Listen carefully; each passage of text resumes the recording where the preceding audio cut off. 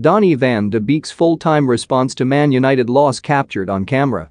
Out of favour midfielder Donny van de Beek's full-time response to Manchester United's humiliating 5-0 defeat at home to Liverpool has been captured on camera.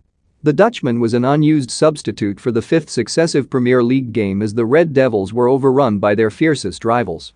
Naby Keita opened the scoring for the visitors after only 5 minutes before a defensive mix-up between Harry Maguire and Luke Shaw led to Diogo Jota doubling their lead. Mohamed Salah then scored a hat-trick to complete the humiliation for United, who are now 8 points off league leaders Chelsea after just 9 games. Van de Beek is one of the few members of the United squad who cannot share any of the blame for their side's desperately poor performance at Old Trafford.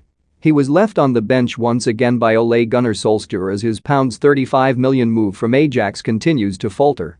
Having played just 6 minutes of the league campaign so far, the 24-year-old could be forgiven for not working hard.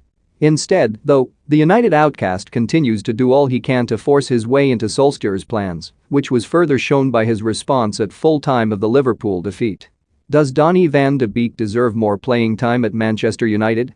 Let us know in the comments section. Van de Beek went back out onto the pitch and continued to do training runs with a coach despite failing to get on against Jurgen Klopp's side. Some of those Van de Beek training runs were caught on camera by broadcast journalist Shane Hannon, with the Dutchman joined on the pitch by ground staff. Solskjaer has continued to insist that the midfielder can find a place within his side despite his current difficulties in getting off the bench.